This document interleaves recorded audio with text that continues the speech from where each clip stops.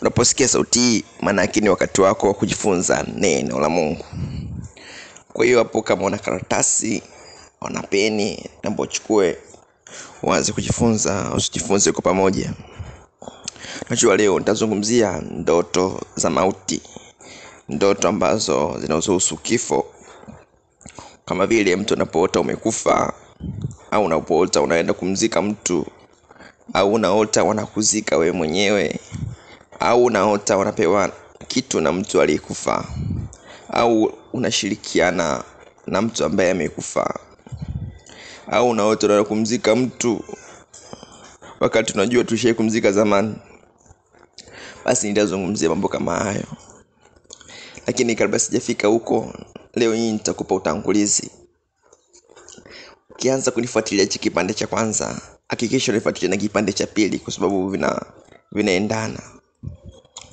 Sasa like, subscribe, comment, na Mungu atakubariki sana. Hakikisha unafanya hivyo.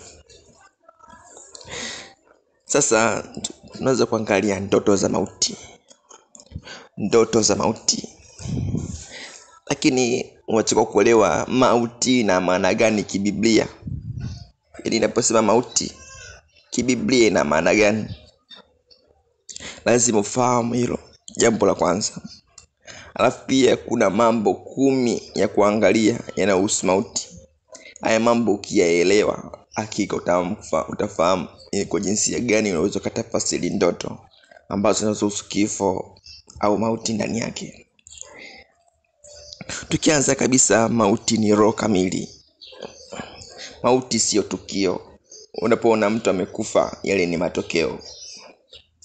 Lakini mauti ni roho kama roho. Unapoona roho ya mapepo au majini yanapompagawa mtu, basi mtu anaweza akapagawa na roho ya mauti. Kama wewe ni mtu ambaye unaombea watu, utakuwa unaelewa, kwa sababu pepo likianza kusema, linasema tumekuja tuue. Umeona? Tumekuja tumsababishie ajali.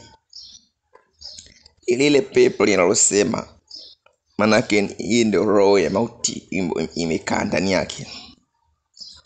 Na hii roho ya mauti huwa inaweza ikatumwa, ikapanda gari, ikakaa kwenye nyumba, inaweza ikakaa kwenye eneo, inaweza ikakaa kwenye shamba, inakaa mahala popote ili kutimiza majukumu ya yule mtu ambaye ameituma.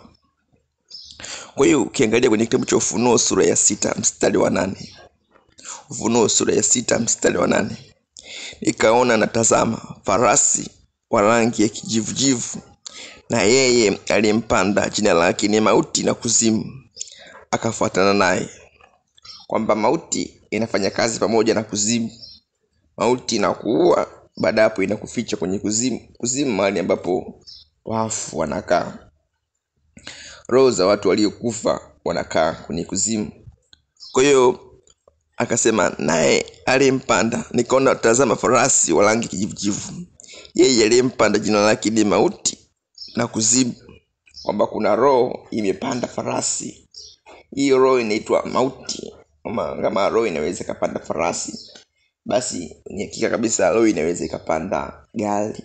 Roho ya mauti inaweza kukaa kwenye gari, inaweza kukaa mahala popote ili kutimiza majukumu. Akasema jina lake ni Mauti na Kuzimu, akafuatana naye, nao wakapewa mamlaka juu ya robo ya nchi, waue kwa upanga na kwa njaa na kwa tauni na kwa hayawani wa nchi. Tunaona kuna majukumu ambayo roho ya mauti imepewa. Bwana, nenda mkaue kwa upanga, nenda mkaue kwa njaa, nenda mkaue kwa tauni, nendeni mkaue kwa hayawani wa nchi. Kwa hiyo unapoona kuna njaa mahali, unapoona kuna tauni, ugonjwa, unapoona watu wanapigana upanga, kuna risasi, katika ulimwengu wa iko roho inaitwa roho ya Mauti na Kuzimu inatawala. Hizi roho mbili zinafanya kazi pamoja. Wewe unashangaa kuna njaa kali inatokea, watu wanakosa chakula, matokeo yake wanakufa. Kumbe katika ulimwengu leo kuna roho ya mauti na kuzimu inafanya kazi. Ndio maana nimefundisha mambo haya ili kusudi Mungu atufungue. Unapolisikia neno la Mungu maana yake linakufungua. Utaona kuna watu wanapenda kupigana upanga, wanapenda kupigana risasi, tengeneza mabomu ili kusudi tu wapigane. Katika ulimwengu leo kuna roho ya mauti na kuzimu inafanya kazi ili kusudi mauti waue, baada ya hapo ikawafiche kuzimu. Unaweza kuona kuna ugonjwa unatikisa, kwa ugonjwa wa corona uliokutikisa. Katika ulimwengu leo kuna roho inafanya kazi, lengo lake ni kuua. Kwa hiyo sasa jambo la kwanza kufahamu kwamba mauti sio tukio. Mauti ni roho. Mauti inatumwa, nendeni pale mkasababishe njaa ili watu wafe. Nendeni pale mkasababishe watu wagombane, wapigane mapanga ili wafe. Nendeni pale mkalete ugonjwa, watu waumwe, wakose dawa, wafe. Kwa hiyo unapoona mtu amekufa maana yake ni matokeo, lakini katika ulimwengu iko roho ya mauti inatawala lile eneo. Sio toko umenielewa hapo? Kwa hiyo hatua ya kwanza, mauti ni nini? Ni roho kamili inafanya kazi. Na mauti inafanya kazi na kuzimu kwa pamoja. Sasa hem tuangalie mauti maana yake nini sasa? Kama mauti ni roho, je, mauti ina maana gani sasa? Kibiblia maana nyingine ya mauti sasa tuangalie. Mauti ni aina moja wapo ya adhabu. Unapoona mauti, yani mtu ameenda kulala akaota mauti, maana yake kuna adhabu. Iko adhabu ya kiroho imetoka kwa Mungu au imetoka mahali pengine kwa miungu. Utaona Mwanzo sura ya 2 mstari wa 17. Mwanzo sura ya 2 mstari wa 17. Walakini matunda ya mti wa ujuzi wa mema na mabaya msile, kwa maana siku mtakapokula matunda ya mti huo mtakufa hakika. Tunaona Mungu ameweka adhabu katika huu mti. Nimesema mauti ni aina moja wapo ya adhabu. Kwa hiyo Mungu amesema siku utakapokula haya matunda hakika mtakufa. Maana yake ni adhabu. Umeona, kama vile mtoto akikosea na chapo fimbo, na Mungu akamweka adhabu, bwana mkila ile tunda mtakufa. Kwa hiyo ni adhabu. Utaona ule Hawa akachuma tunda akala, akampa na mwenzake Adamu na akala, na wote wakajikuta wapo uchi. Maana yake kuna adhabu iliwapata, ni adhabu ya kiroho. Sasa kuna wakati unaweza umeota umekufa lakini bado upo hai. Maana yake ni mauti ya kiroho. Unaweza kaota mtu amefariki, unamwotea mtu amefariki lakini bado unamuona ipo hai. Maana yake kuna mambo mawili hapo. Either kuna mauti itakuja kumpata kabisa, ni taarifa, au hiyo ni mauti ya kiroho imempata. Kwa hiyo ni mambo ya kuangalia, ipo mauti ya kimwili na pia na mauti ya kiroho. Na mauti yoyote inaanzia rohoni kwanza. Mtu anakufa rohoni, baadaye anakuja kufa mwilini. Inakuwaga hivyo. Kwa hiyo ni vizuri kama ukishaona mtu amefariki na ujui ni nini kimesababisha, basi anza kumwombea ili kusudi ile jambo lisitokee katika ulimwengu wa mwili. Unapoona kuna ajali mbaya imetokea, basi ni vizuri kaomba ili kusudi watu wasife. Unapoota kuna njaa, ombea Mungu ili kusudi watu wasife, kwa sababu unapoona njaa pia katika ulimwengu leo kuna mauti pia inatawala. Unapoona kuna magonjwa, ombea, kwa sababu katika ulimwengu leo ni roho ya mauti inatawala. Sasa akasema mauti ni aina moja hapo ya adhabu. Ni Mungu ametoa adhabu hapo. Utaona mauti ni matokeo ya kula kitu kilichobeba mauti. Unaona? Mauti ni matokeo. Unaona? Unafanya mtihani, baada ya hapo unapewa matokeo. Mauti ni matokeo ya kula kitu kilichobeba mauti. Kwa mfano Mwanzo sura ya 2 mstari wa 17. Mauti ni matokeo. Mauti sio tukio, ni matokeo. Walakini Mwanzo sura ya 2 mstari wa 17. Walakini matunda ya mti wa ujuzi wa mema na mabaya msile, kwa maana siku utakapokula matunda ya mti huo utakufa hakika. Umeona? Walakini matunda ya mti wa ujuzi wa mema na mabaya msile, maana siku utakapokula matunda ya mti huo utakufa hakika. Umeona? Kuna matunda ya mti ujuzi wa mema na mabaya. Amesema Mungu usile. Ukienda kula maana yake utakufa. Kwa hiyo mauti ni matokeo ya kula kitu kilichobeba mauti ndani yake. Kwa unapokula tunda ambalo ndani yake kuna roho ya mauti, utakufa. Unapokunywa kitu ndani yake kuna roho ya mauti, maana yake utakufa. Unapoenda kulala unaota unakunywa kitu, kama yule anayekunywesha kile kitu ana lengo baya na wewe, maana yake ataka kukua. Au unapoota anakupa chakula mtu, lengo lake ni kukua wewe, maana yake analeta sumu ndani yako. Kwa ni vizuri kufahamu mambo hayo. Ulikwenda kulala uliota unakula nini, au uliota unakunywa nini? Ni vizuri kufahamu mambo hayo. Unaona kwenye Marko 16 mstari wa 17 mpaka 18. Marko 16:17 mpaka 18. Na ishara hizi zitafuatana na hao waaminio: kwa jina langu watatoa pepo, watasema kwa lugha mpya, watashika nyoka, hata wakinywa kitu cha kuufisha. Umeona? Hata wakinywa kitu cha kuufisha hakitawazuru kabisa. Wataweka mikono juu ya wagonjwa nao watapata afya. Kumbe mtu anaweza akanywa kitu cha kuufisha. Je, katika ulimwengu wote unafanyaje? Uliota unakunywa kitu cha kuufisha, au uliota unakunywa kitu kujua ni nini? Unaona? Kwa hiyo mauti inaweza kukaa ndani ya kinywaji, ndani ya chakula. Unaona? Lengo lake ni kuufisha. Unaona mtu baada ya kula au kunywa, unashangaa kuna matokeo ambayo sio mazuri kwenye maisha yake inaweza kuonekana. Unashangaa baada ya kuota ile ndoto amepewa kitu cha amekula, maana shangaa tumbo likaanza kumuuma. Umeona? Ukashangaa ndoa ikaanza kumsumbua. Ukashangaa biashara inaanza kusumbua. Ndio kushangaa kuna matukio ambayo ya ajabu ambayo mwanzo hayakuwepo. Umeanza kuyaona. Kumbe ni matokeo ya kunywa kitu chenye kuufisha, au umekula tunda au umekula chakula ambapo ndani yake kuna roho ya mauti. Mimi ndio maana nafundisha mambo haya ili kusudi watu tufunguliwe. Kimsingi ndoto sio nzuri. Ndio maana tunafundisha na mambo haya ili tutoke katika hili giza katika jina la Yesu. Utaona kana Wafalme wa Pili sura ya 4 mstari wa 38. Wafalme wa Pili sura ya 4. Elisha akafika Gilgal tena, na kulikuwa na njaa katika nchi, na hao wana wa manabii walikuwa wakikaa mbele yake. Akamwambia mtumishi wake, teleka sufuria kubwa wapikie wana wa manabii. Tunaona hapo kuna njaa katika nchi. Unaona? Unapona njaa katika nchi, maana yake katika ulimwengu leo kuna roho ya mauti inatawala. Lengo lake watu wafe.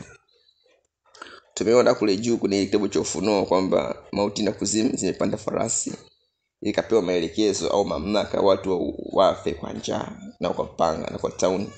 Kwa katika ulimwengu leo ile eneo likaliwetaliwa na nini? Na mauti. Kuliko kuna njaa katika nchi. Unaweza kuwa na njaa lakini rohoni kuna kitu kinaendelea ambacho sio kizuri. Ndio maana ni vizuri lazima uombe nchi yako kama kuna njaa. Na mmoja wao akaenda nje kondeni ili kuchuma mboga. Akaona mitango mwitu, akayachuma matango mwitu, hata nguo yake ikawa imejaa. Akaja akayapasua sufuriani, kwa maana hakuyajua. Basi walipokulia, basi wakapakulia hao watu ili wale. Ikawa walipokuwa katika kula chakula, wakapiga kelele, wakasema, mauti imo sufuriani, mtu wa Mungu, wala hawakuweza kula. Tunaona huyu mtu ameenda kuchuma matunda, hapa ni matango mwitu, akayapasua na yeye kufahamu, akapika. Lakini kumbe ile matango ni sumu. Tuifunza kwamba kumbe mauti inaweza kaa kwenye sufuria, kwamba mtu anaweza kukupa chakula ambacho ndani yake kuna roho ya mauti, ukila utakufa. Sasa kuna watu ambao hawakupendi wewe, lengo lako wewe uharibikiwe. Kuna ndugu yako wewe hakupendi, anaweza akakujia rohoni akakuletea vitu amekuwekea kwenye sufuria, na wewe unaona kabisa unachukua vitu katika sufuria katika ndoto, anakupa unakula au unakula mwenyewe. Lengo lako ni kuufisha. Na mimi natamka leo hii kuna mauti juu yako. Mauti ya kichawi ninaifuta kuanzia leo kwenye maisha yako katika jina la Yesu. Sasa lakini yeye akasema leteni unga, naye akautupa ndani ya sufuria, akasema wapakule watu ili wale, wala akuomba kitu kibaya sufuria. Hapa Elisha akawasaidia, akaweka unga. Kwa tunajifunza kwamba kumbe mauti inaweza kukaa kwenye chakula au inaweza kukaa kwenye kinywaji ili kusudi itimize ile jambo.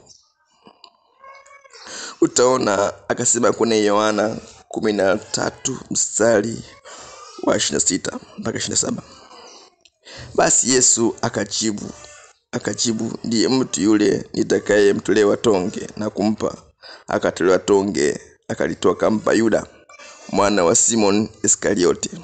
Na baada hilo tonge shetani akamwingia. Basi Yesu akamwambia uyatendayo yatende upesi.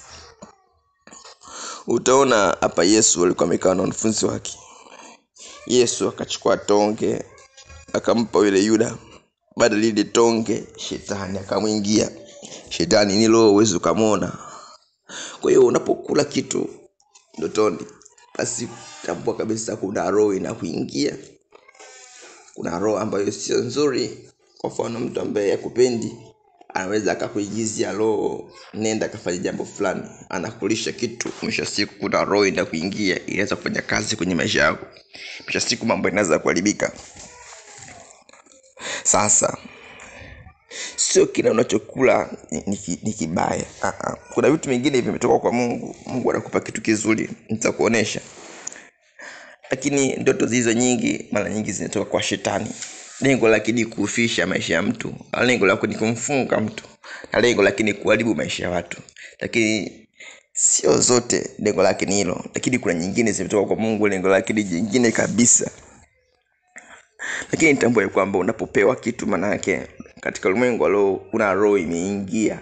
Lengo lake ni kufanya majukumu fulani kwenye maisha ya mtu. Kwa mfano ukisoma kwenye Ufunuo wa Yohana 10. Ufunuo wa Yohana 10 mstari wa 8. Na sauti ile niliyoisikia kutoka mbinguni ilinena nami tena, ikisema, nenda ukakitwaa kile kitabu kilichofunguliwa katika mkono wa yule malaika alisimama juu ya bahari na juu ya nchi. Nikamwendea malaika yule nikamwambia kwamba nipe kile kitabu kidogo. Akaniambia kitwae, ukile nacho kitakutia uchungu tumboni mwako, bali katika kinywa chako kitakuwa kitamu kama asali. Unaona, akasema ukakitwae ukakile. Nikakitoa kile kitabu kidogo katika mkono wa malaika yule, nikakila, nacho kikawa kitamu kama asali kinywani mwangu. Na kilipokwisha kukila tumbo langu likatiwa uchungu. Akaniambia, imekupasa kutoa unabii tena juu ya watu wa mataifa na lugha na wafalme wengi. Tunaona hapa Yohana naye amepewa kitu ale, lakini amepewa kitabu. Je, wewe ulipewa nini ule? Unakumbuka? Kumbuka, unapopewa kitu manake kuna roho inakuingia. Lengo lake ni kutimiza majukumu fulani. Kwa sasa naomba ushikilie hapo ili kusudi tupoenda kukuombea roho iondoke tumboni mwako, ihame kwenye maisha yako katika jina la Yesu. Sasa mauti maana ya tatu manake ni mshahara wa dhambi. Mauti ni mshahara wa dhambi. Kwa mfano ukiangalia kwenye Warumi 6:23. Warumi 6:23. Kwa maana mshahara wa dhambi ni mauti, bali karama ya Mungu ni uzima wa milele katika Kristo Yesu Bwana wetu. Kwa hiyo mauti ni mshahara. Unapofanya kazi maana yake unalipwa. Kwa hiyo kuna kazi ambayo ukiifanya dhambi, mtu anapofanya dhambi maana yake afanya kazi. Ukifanya kazi maana yake unalipwa, malipo yako ni kifo. Ndio maana tunafundisha na mambo haya ili kusudi tusimtende Mungu dhambi, kwa sababu malipo yetu sio mazuri. Malipo yetu ni kifo. Mtu anakufa kwa sababu ya dhambi aliyoifanya. Kwa hiyo kuna biashara imekufa, mwanzo alikuwa ni nzuri, imekufa. Umeona? Ukiona mambo yalikuwa yanaenda vizuri yamekufa, basi tambue kwamba pale dhambi ilikuwa imetawala. Matokeo yake kalipwa kifo. Ndio wanasema tusitende Mungu dhambi kwa sababu malipo yetu sio mazuri. Si unanielewa mpaka hapo? Mauti maana nyingine, mauti ni sheria. Kwa mfano ukiangalia hapo tena kuna Warumi 8 sura ya 1 mstari wa 2. Warumi 8 mstari wa 1 mpaka wa 2. Basi sasa hakuna hukumu ya adhabu juu ya walio katika Kristo Yesu, kwa sababu sheria ya roho wa uzima ule ulio katika Kristo Yesu imeniacha huru mbali na sheria ya dhambi na mauti. Unaona? Anasema kwa sababu sheria ya roho wa uzima ule ulio katika Kristo imeniacha huru mbali na sheria ya dhambi na mauti. Kwa hiyo kuna sheria ya roho wa uzima, pia kuna sheria ya dhambi na mauti. Kwa hiyo kama vile kuna nchi ya Tanzania inaongozwa na sheria. Kwa hiyo ukienda kinyume na sheria manake katiba ya nchi au tuseme unahukumiwa baada ya kwenda kinyume na taratibu. Ndivyo ilivyo, unapoenda kinyume na taratibu za kimungu, basi ipo sheria ambayo itakulipa, ambayo sheria inaitwa sheria ya mauti. Umeona? Mtu anapomkosea Mungu manake unalipwa kitu. Kuna kitu unalipwa. Akasema bali sheria ya dhambi na mauti. Umeona? Kwa sababu sheria ya roho uzima ule katika Kristo imeniacha huru mbali ya sheria ya dhambi na mauti. Kwa hiyo ili mauti itende kazi inategemea na kuwepo wa dhambi. Kwa hiyo ukifanya kosa la dhambi, basi sheria ya mauti inachukua nafasi yake, inakulipa kifo. Kwa hiyo mauti ni aina mojawapo ya sheria. Ukiangalia mauti ni mojawapo ya usingizi. Umeona? Ni usingizi. Hii ni maana nyingine. Nataka nikupe maana, baadaye nitakuja kutafasiria nini maana ndio tunazoziota hizo. Mauti ni mojawapo ya usingizi. Ukiangalia Thesalonika wa kwanza sura ya 4 mstari wa 13 mpaka 14. Lakini ndugu hatutaki msijue habari za hao waliolala mauti, msije mkahuzunika kama na wengine wasio na matumaini.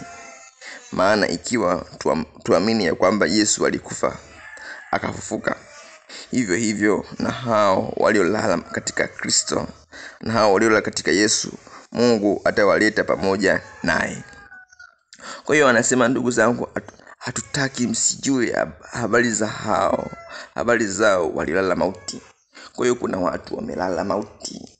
Kwa hiyo mauti ni aina moja ya usingizi. Mtu anaweza kulala usingizi wa mauti. Kwa mchawi anaweza kumlaza mtu usingizi wa kifo, akawa mtu hajitambui, haelewi kinachoendelea kwenye maisha yake. Ndio maana tunafundisha mambo haya ili kusudi Mungu atufungue leo. Utaona tena kwenye Marko 5:68, Marko 5:68 mpaka 69. Wakafika nyumbani mwa yule mkuu wa sinagogi, akaona ghasia na watu wakalia wakifanya maombolezo makuu. Alipokwisha kuingia akamwambia, mbona mnafanya ghasia na kulia? Kijana hakufa bali amelala tu. Kwa hiyo kuna watu ambao wamelala tu, rohoni wamelazwa usingizi wa mauti. Unaona? Kwa hiyo una usingizi ambao sio mzuri. Shetani anaanza kumwekea mtu ili kusudi atimize majukumu fulani. Kwa hiyo afahamu kwamba upo usingizi unaitwa usingizi wa mauti, au mauti ni aina moja hapo, ni usingizi. Lazima uchue ili kusudi itakusaidia wewe kutafasiri ndoto au uwezo wa kuomba. Utaona mauti ni moja hapo ya usingizi. Tena mfano mwingine, Yohana hapo 11. Yohana 11:11 mpaka 14. Aliyasema hayo, kisha baada ya hayo akamwambia, rafiki yetu Lazaro amelala, lakini ninakwenda nipate kumwamsha.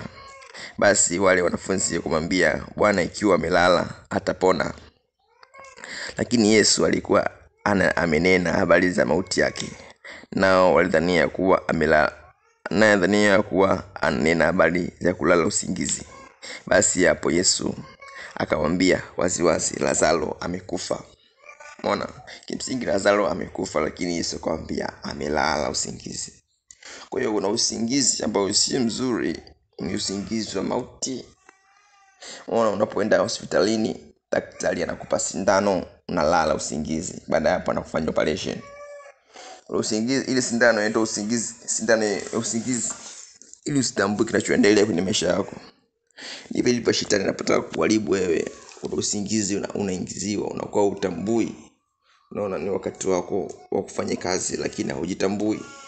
Unaona ni wakati wako labda kumjua Mungu, lakini mpaka leo hii hauna hata nia kumfahamu huyo Mungu mwenyewe. Ni wakati wako wa kuanza biashara, lakini mpaka leo haujafanya chochote. Ni wakati wako wa kufanya labda kufunga ndoa, lakini mpaka leo hakuna chochote. Unaona, mtu amepewa ile usingizi wa kutokujitambua. Unaona, wakati unaenda, lakini baadaye anakuja kushtuka mambo yashamwacha. Ndio maana tunafundisha mambo haya leo, ili kusudi uamke katika usingizi wa mauti, ili kusudi uanze kufanya kazi, ufanye jambo na ile shughuli ambayo Mungu amekupa ufanye kwa wakati sahihi. Unanielewa, mtu wa Mungu? Kwa hiyo mtu amelala usingizi, maana yake asitambue kinachoendelea kwenye maisha yake. Amelala katika usingizi wa mauti. Ndio maana leo tunafundisha ili kusudi kuamshe mwana wa Mungu. Ni kuamshe. Inawezekana walikupa usingizi wa mauti katika ulimwengu leo ulivolala, akakupea usingizi wa mauti ukawa uelewi. Unaona maisha yako yani ikawa uelewi mwenyewe. Kumbe kuna jambo limefanyika katika ulimwengu leo haujafahamu bado. Ndio maana nakufundisha maarifa haya, ili kusudi upate kiu ya kuomba. Ujue ni wapi amekufunga shetani. Ni kwa jinsi gani naweza nikaomba nikachomoka kwenye tatizo. Amen, amen, amen, amen. Akasema mauti maana nyingine ni lango. Maana nyingine mauti ni lango. Mauti ni lango. Akasema Ayubu 38:17. Je, umefunuliwa mlango wa mauti, au umeyaona malango ya kuzimu? Kwa hiyo mauti ni mlango. Una eneo ambalo ukifungua, maana yake roho za mauti zinatoka. Akasema, je, umefunuliwa malango ya mauti, au umeona malango ya kuzimu? Kwa hiyo kuna mauti. Ukifungua hapo mlango, kuna mauti inatoka. Na mauti inafanya kazi pamoja na kuzimu. Kwamba mauti inakuwa baadaye inakuficha kwenye kuzimu. Hizi ni roho mbili pacha. Akasema tena mauti maana nyingine ya 7, maana yake mauti ni moja, ni ufunguo, au mauti na ufunguo. Upo ufunguo wa mauti. Mauti na ufunguo. Ufunuo wa Yohana sura ya 1:17-18. Nami nilipomuona nilianguka kama miguuni pake kama mtu aliyekufa. Akaweka mkono wake wa kuume juu yangu, akisema, usiogope, mimi ni wa kwanza na wa mwisho, na nili hai, nami nilikuwa nimekufa, na tazama ni hai hata milele na milele. Ninazo funguo za mauti na za kuzimu. Umeona, siko funguo za mauti na pia kuna funguo za kuzimu. Kwa hiyo funguo ukifungua, ukienda kwenye mlango wa mauti ukifungua kuna roho za mauti zinatoka. Tumeona hapo kwenye Ayubu kwamba kuna malango ya mauti. Kama kuna lango la mauti, pia kuna funguo za mauti. Umeona sasa? Kama kuna mlango ya kuzimu, pia kuna funguo za kuzimu. Kama kuna mlango wa baraka, pia kuna funguo za baraka. Upewe funguo za baraka kwa jina la Yesu. Utaona hapa. Kwa hiyo mauti ina funguo zake. Kwa kuna mlango wa mauti, pia kuna funguo za mauti. Kwa ukienda kufungua pale, kuna roho za mauti zinatoka. Utaona mauti maana ya 8, mauti kama ziwa la moto. Unaona mauti ni kama ziwa la moto. Kwa mfano ukiangalia hapa kwenye Ufunuo wa Yohana 20:14. mauti na kuzimu zitatupwa katika ziwa la moto. Hii ndiyo mauti ya pili, yaani hilo ziwa la moto. Unaona? Kwa hiyo mauti inawezekana imekaa kama ni ziwa la moto. Akasema mauti na kuzimu zikatupwa katika ile ziwa la moto. Unaona, mauti ni roho inatupwa katika ziwa la moto. Akasema hii ndiyo mauti ya pili, yaani hilo ziwa la moto. Kwa hiyo mauti zikatupwa katika ziwa la moto. So unanielewa wana Mungu hapo? Kwa hiyo mauti ni roho inaweza ikachukuliwa ikatupwa kwenye ziwa la moto. Maana ya 9, mauti kama agano. Mauti kama agano. Utaona hapa anasema kuna Isaya 28 mstari wa 15. Kwa hiyo Isaya hapa 28:15 anasema, kwa sababu mmesema tumefanya agano na mauti, tumepatana na kuzimu, pigo lifulikalo litakapopita halitatufikia sisi. Kwa maana tumefanya maneno ya uongo kuwa kimbilio letu, tumejificha chini ya maneno yasiyo kweli. Kwa hiyo mtu amefanya agano na mauti anapatana na kuzimu. Kwa hiyo mauti ni agano. Mtu anaweza kufanya agano na mauti. Unaona? Kuna watu ambao wanaweza kufanya agano na mauti. Nitakuja kuelezea ni kwa jinsi gani. Ukisoma kwa chini yake anasema, kwa ajili ya hayo Bwana asema hivi, tazama ameweka jiwe katika Sayuni, jiwe la msingi, jiwe lililo jaribiwa, jiwe la pembeni lenye thamani, msingi ulio imara. Yeye aminie hata yafanya haraka. Nami nitafanya hukumu kuwa ndio kanuni, na haki kuwa ndio timazi, na mvua ya mawe itachukua mbali hilo kimbilio na maneno ya uongo, na maji yatakapopagalikisha mahali pa kujisitiri. Mstari wa 18, na agano lenu mliloagana na mauti litabatilika, tena mapatano yenu mliopatana na kuzimu yatasimama. Pigo lifulikalo litakapopita, ndipo ninyi mtakapokanyagwa nalo. Kwa hiyo tunaona mauti, mtu anaweza kupatana nini na mauti. Umeona? Kwa hiyo mauti ni kama agano. Mtu anaingia kwenye mapatano. Umeona? Watu ambao wanapoenda kwenye kutambika, fanya matambiko, maana yake wanaenda kupatana na mauti.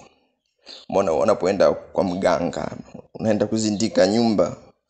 Umeona? Unapochanjwa chale, maana yake unaingia kwenye agano la mauti. Kwa hiyo ulinzi wa kishetani ambao mtu anaweza kawa nao, maana yake katika ulimwengu leo anakuwa amepatana na mauti. Shetani anakuwa ni mtawala katika maisha yake. Kwa hiyo ni vizuri usiende kwa waganga, anza kumtegemea Mungu. Amelaniwa mtu yule amtumanie mwanadamu na kufanya kuwa kinga yake, na moyoni mwake amemwacha Mungu. Kwa hiyo mtumanie Mungu. Kuna watu wengine wanatumania ulinzi wa kichawi, lakini wanakuwa wameingia katika matatizo, wameingia katika agano la mauti na kuzimu katika maisha yao. Utaona maana ya 10, mauti ni mtawala. Lakini mauti, ukiangalia kwenye Warumi 5, mauti ni mtawala. Mauti ni mtawala, kipande cha mwisho. Warumi 5:14. Lakini mauti ilitawala tangu Adamu mpaka Musa, nayo itawala hata hao wasiofanya dhambi ifananayo na kosa la Adamu, aliye mfano wake yeye atakayekuja. Kwa hiyo mauti inaweza ikatawala.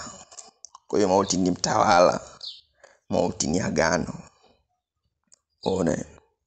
Tumeangalia mauti inaweza ikakaa kama ziwa la moto. Inasema mauti ina ufunguo. Nimekueleza kwa kina ili kusudi nitakapoenda kutafasiri ndoto zenye mauti ndani yake uweze kunielewa. Nimekupa mambo 10 yanayohusiana na mauti, ili kusudi itatusaidia sisi kutafasiri ndoto yako. Kwa hiyo usikose kipindi kichacho. Kwanza kabisa ngoja nikwambie kidogo, nifunge roho za mauti. Nimefunga roho za mauti katika maisha yako. Mauti kiroho changamoto ya kimwili, kibiashara, kindoa.